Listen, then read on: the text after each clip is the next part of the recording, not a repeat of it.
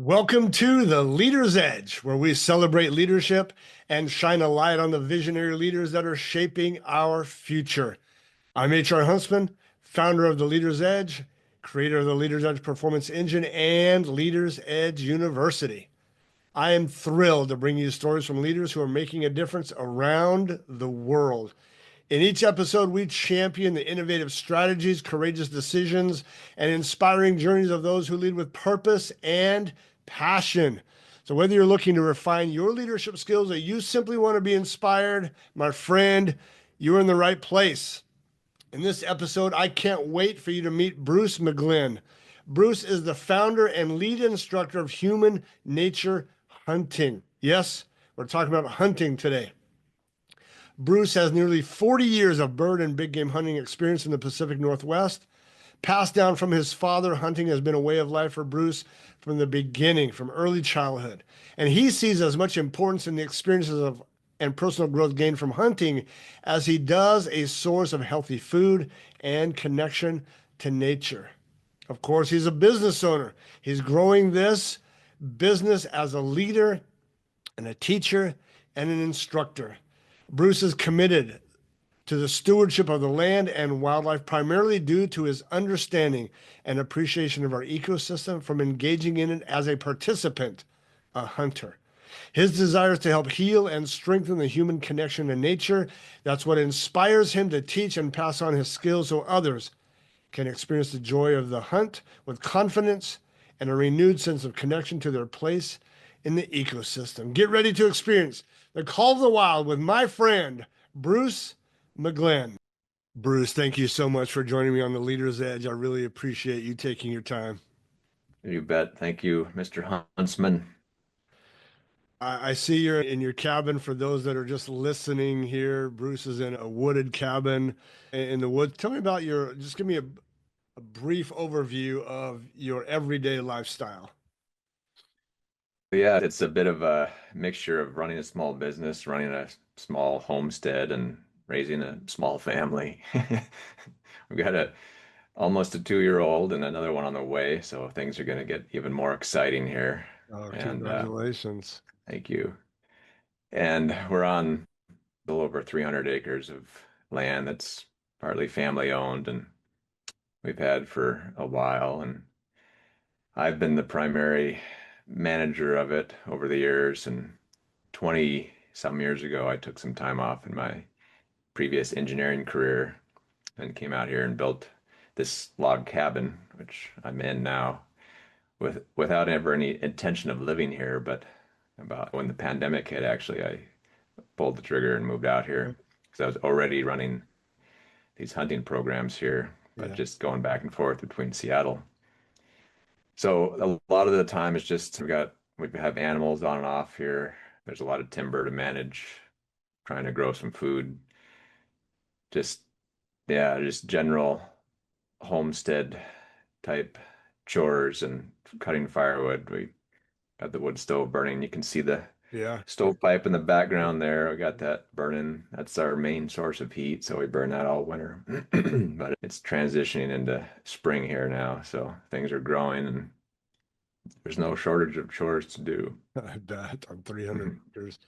I want to talk about your outdoor adventure programs, your hunting programs in a moment, but I'm curious about the transition from your professional engineer. I think you have your master's in engineering, something like that. Tell me about the transition from the corporate world to this homesteading outdoor adventure lifestyle. How did that come about? It was it was a long process because it's not an easy track. And there were periods of checking out different engineering opportunities, but not really feeling that was the right move. I went and got an MBA at a little bit of an alternative program. It was called the Bainbridge Graduate Institute, which is no longer going now, but it was a sustainable based MBA. So a very triple bottom line focus. And I still wasn't sure how to incorporate this idea of hunting into work, which we can talk about later. But the process, it was slow until it happened, and then it happened pretty quickly, and it was just slow because I felt like there was a lot of momentum and inertia in today's society to stay plugged in to the corporate life. And as I stepped out of that for a little while and just took a break, I could tell that my friends and family were a little uneasy. You shouldn't get out too long, get back in the game, and just they were worried about my just financial well-being and Sure. professional development probably, but so I had to fight that off a little bit and keep making space, driving a wedge in that little gap and make more and more space to just settle from the fast pace and then start putting some ideas and pieces together to figure out how to create a small business and that would allow me to do what I'm doing now. And it's it was risky and it is everything's risky, but when you give up a 9 to 5 and paycheck and health insurance and benefits and stuff, I never know what's going to happen, but I guess at the end of the day, our best resource is our time, and it just comes down to how we want to spend our time. I think all entrepreneurship is risky. All of us who have started companies, you just leap off a cliff. You're betting on yourself. You're betting on yourself. You're not relying on other people so much and what other people are building, and you're building something yourself. So tell us what you've built. Talk to us about the outdoor adventure programs that you run, and we're going to get to the why behind them, but tell us about the what first, and we're going to get to the why.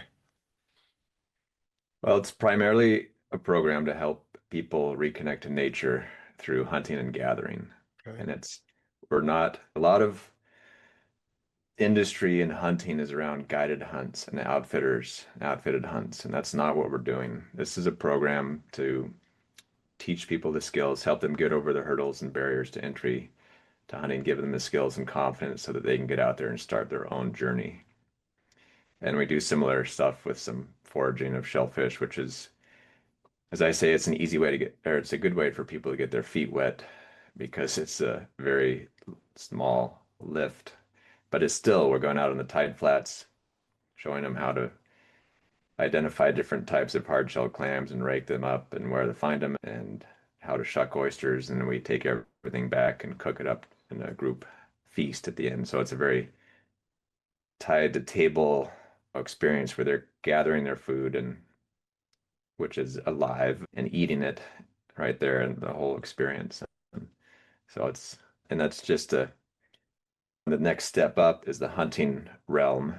And so the courses we do there are very focused, multi-day course going over all the skills and how-tos and to help people get from basically zero to a high up on a plane a little bit so they can hit the ground running when the hunting season comes and get out there and feel like they have the confidence to go out and explore and just start the hunting process, which I feel is like a lifelong learning process. It's not a necessarily a one and done kind of a experience for me. Even after almost 40 years of hunting, I feel like I learn something every time I go out there. So it's really helping people. It's like what I tell them is that I can't, nobody can give them what I'm hoping that they eventually find from this process. And it's not something that can be given to them. But what we can do is give them the skills and confidence to get out and begin that journey. And I think that's what they're ultimately looking for is the journey of the hunt, I see. being a hunter, understanding what it means to be connected to the landscape and the ecosystem and life and death and our food as a participant, a direct participant, rather than an observer or a consumer. Why do you feel this is important in our modern day? 200 years ago, 100 years ago, we were far more tied to the land. People had chickens and cows and goats and pigs, and harvesting our own meat was a very normal thing. The life and death cycle is a very normal thing. And now in our modern lifestyle, we just go to the store if we're meat eaters at all. We go to the store and just pick out chicken or ham or beef or whatever. Why do you feel it's important that we regain what used to be very natural to us? It's we look back at history and for some 2 million years, It's our best guess is that humans have been hunting and gathering for that most of that time. And humans and our ancestors have been hunting and gathering, and it's only been in the last 5 or 10,000 years that agriculture has cropped up. And so for the vast majority of our existence, we've had this connection and this tie to land, which is a fairly sustainable relationship. And some people think that the change over to agriculture and the development of the plow is the beginning of the end for us. But this is probably way beyond the scope of this podcast, and it's complicated. And I'm not saying that the past dictates the future.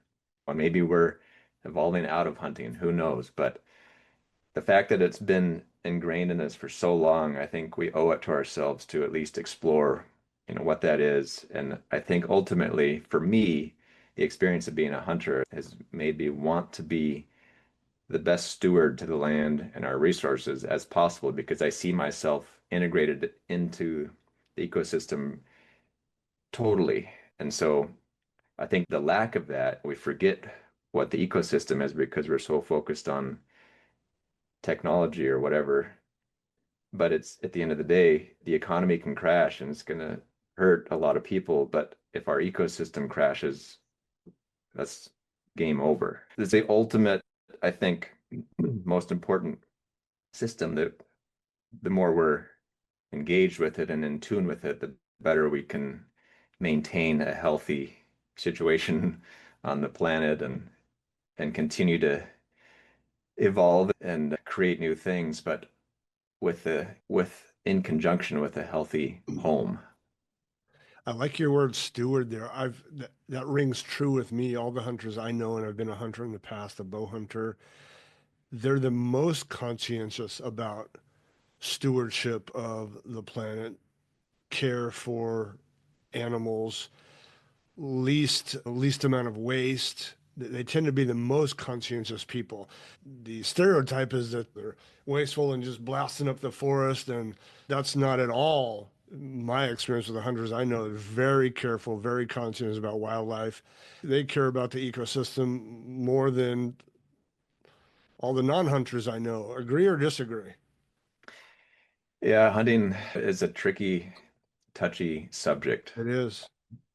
and it's fascinating how quickly we have been have lost that. But in our generation, it's things like Disney movies, Bambi, who Hunter Right. was the antagonist. Yeah. And I was called Bambi killer growing up in high school and grade school, and Sure. people didn't, that was their experience with hunting because as 5% or less of the general public population hunts anymore. Is that And right? there are certainly some bad apples out there, just like there are in society. Sure. So it's usually those that are making a name for hunting, and it's like we need to create a new name for hunting.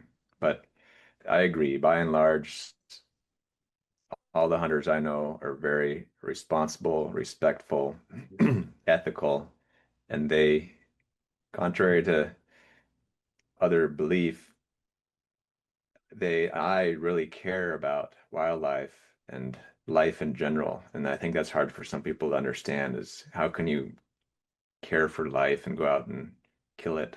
But it's it's goes way deeper than that. And Aldo Leopold is an old he was a in the Forest Service and he was a conservationist and he wrote a book called The Sand County Almanac, which is a great story. And he used to talk about the first sign of intelligent tinkering is that you don't pull a piece out and throw it away just because you don't understand it. If the whole is good, the parts that make up the whole must contribute to that wholeness. And in a way, hunting is a part that's been pulled out and almost thrown away because people don't understand it anymore. And if we do, we might be losing a critical piece of the puzzle, an important way that we relate to the land and the earth and the ecosystem that we may not totally understand anymore, but it's important from the way we got here. Let's go a little bit broader rather than just focusing on hunting. I know you're about so much more.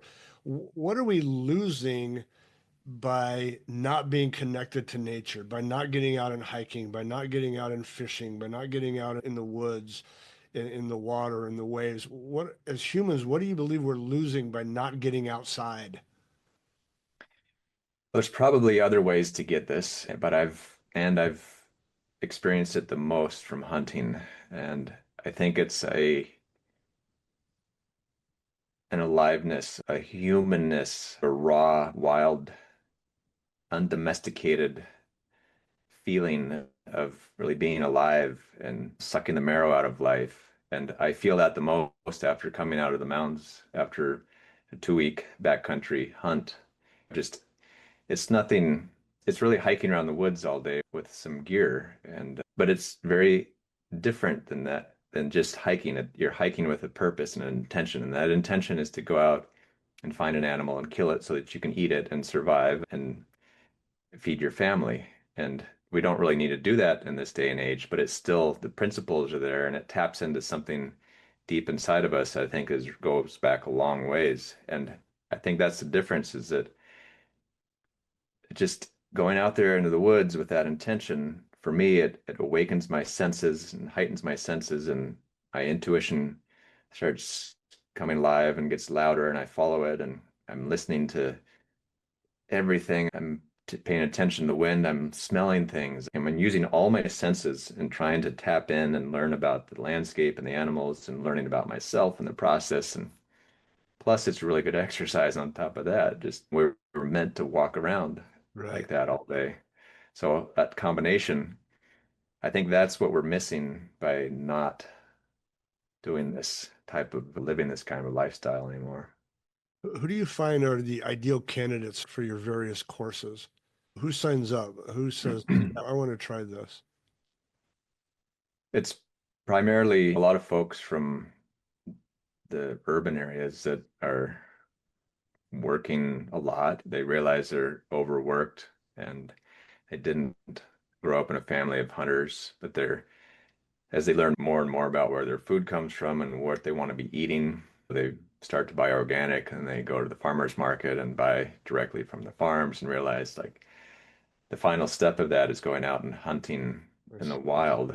Okay. And so but they don't know where to start. They didn't grow up with it. Hunting's a little bit tricky to break into because it's a little bit of a closed community because a lot of hunters have their secret spots and they don't want to share them with other people for good reasons. Yeah.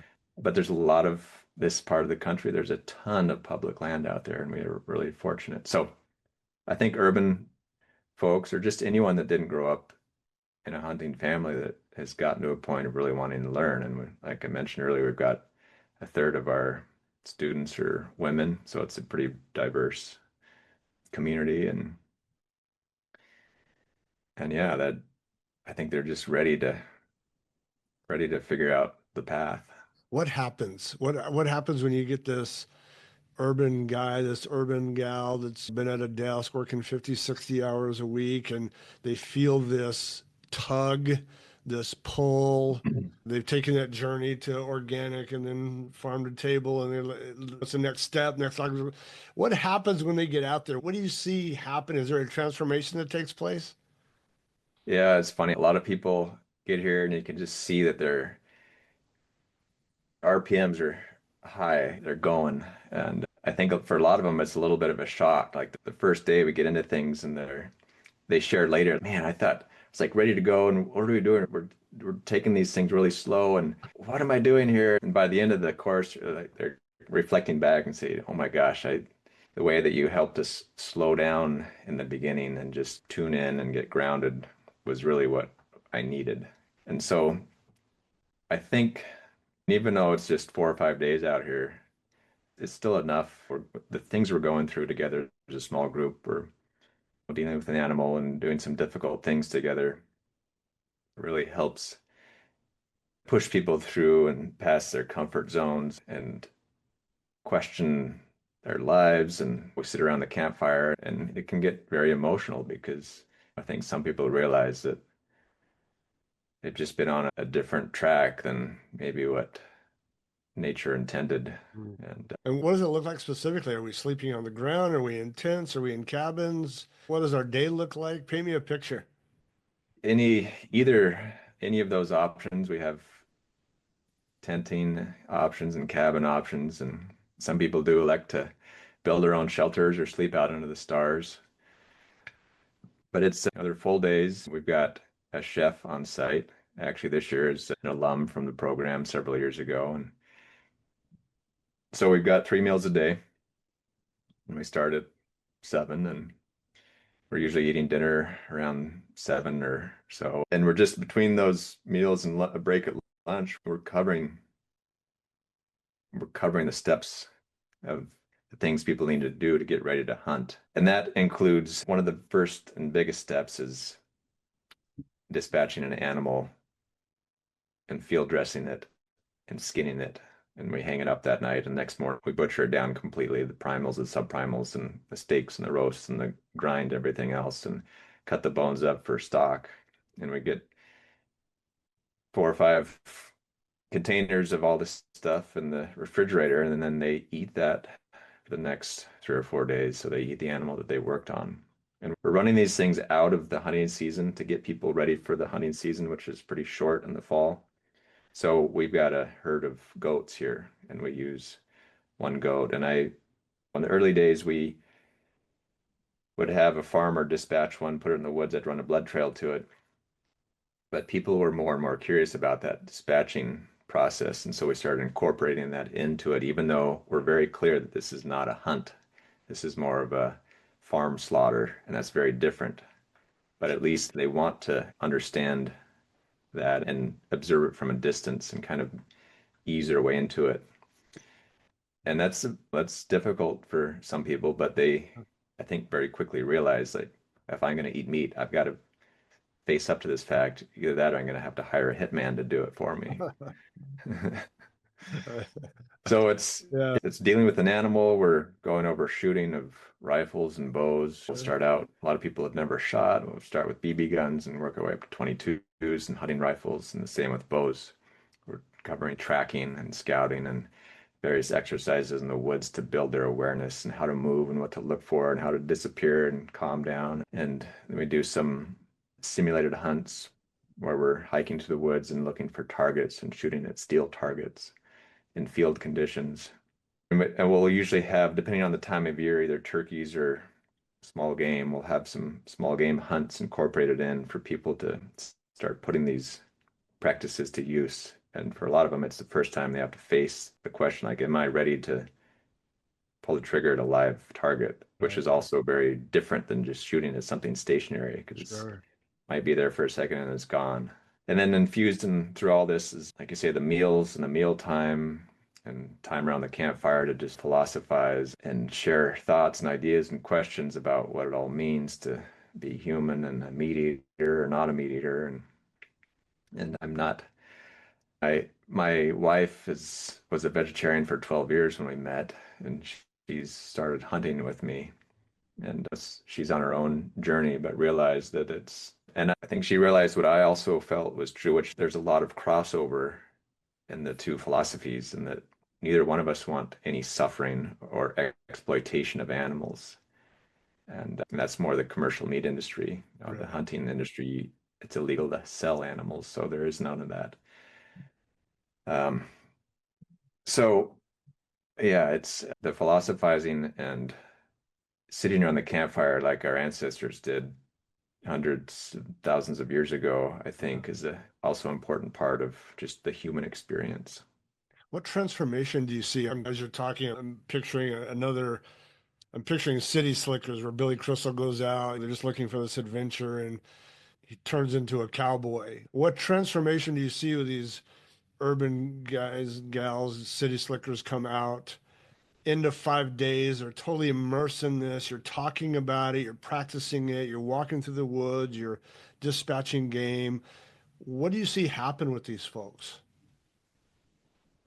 There's a, I think there's just a level of confidence that comes with knowing that if you have to, you can go out and give death to an animal, process it, take care of it, and have that meat to eat and feed your family and friends.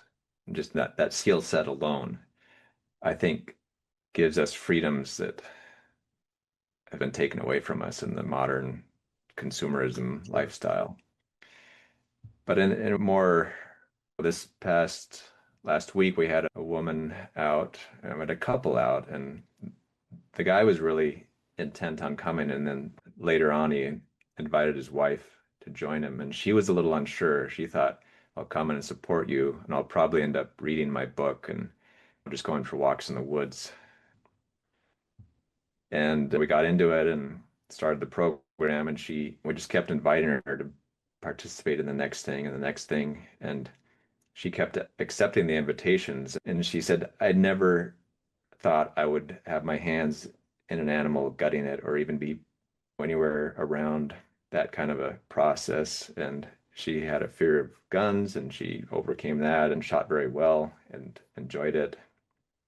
And so I think I heard from her recently that she's went home and started writing about it, and she was 13 pages in. So I'm looking forward to hearing her Oh my reflections goodness. on it. I haven't seen those yet.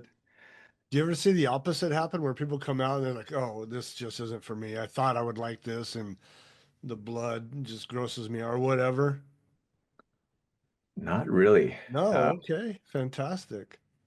I think if anything, it has to do with like their ideas about how they're going to go about it. So maybe they start out thinking they're going to be a bow hunter, and Yeah, they pick up a bow and shoot it a few times and realize that it's just really uncomfortable, and they switch over to rifle or vice versa. They don't like the harshness of a rifle and they migrate over to archery, something like that. But I see.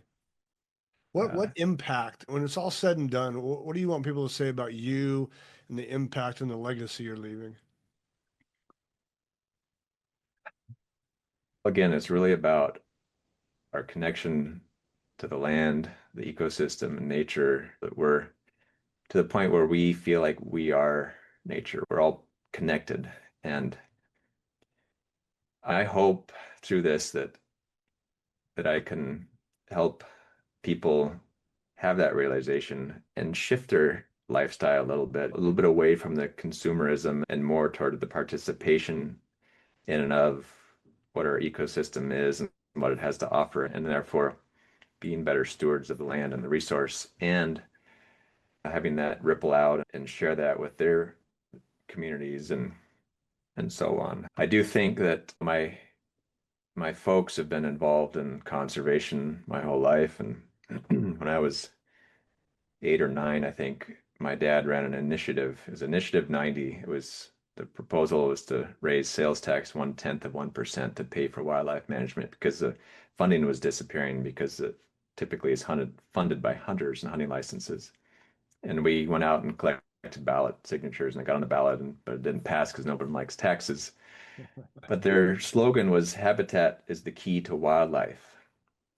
And I feel like that is true for all wildlife, including humans.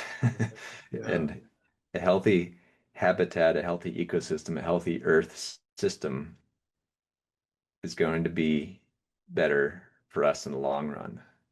And if we lose that, I think it's just going to be an uphill battle that I really don't want to. And maybe who knows where we are in that process, but yeah. it's not too late until it's too late. And so if we can come back around and really embrace the fact that we are part of this world, I think we'll have a better chance. I really appreciate what you're doing. I shared with you off camera before we started that my favorite book as a little boy was The Call of the Wild. Here Mhm. is the dog, the hero of the story, Buck. He's found in a plantation sitting nice and easy on a porch, and through a series of events, he gets up to Alaska and becomes a sled dog and discovers that he was meant for more than just sitting on a porch. And I relate to Buck very much. That call of the wilds in me. It's probably in all of us as humans, and we just tamp it down and cover it up and gloss it over with that urban lifestyle and sitting in front of the TV. So I appreciate you helping us discover that call of the wild. We are part of nature, so I appreciate you doing that for us. How can people get a hold of you? Our website is probably the best place, humannaturehunting.com. And we've got some social media stuff out there, but frankly, it's a little bit of a love-hate relationship, but we're on I'm sure. Instagram and a few things. It's almost But contrary into your lifestyle. it's a double-edged sword, and a lot of people have, I think, a long time ago would have gone the route of creating an online hunting course, but that promotes more screen time, even though it Right. helps people get out. And I think Right. there's some value to that, and Yeah. we're playing with that idea a little bit. But yeah, it's running these in-person courses is a lot more work than just creating a video and letting it run forever. Sure. But there's something very magical about being in here in person with a small community of humans that likely never met, but very quickly we joined together in a common goal to Yeah.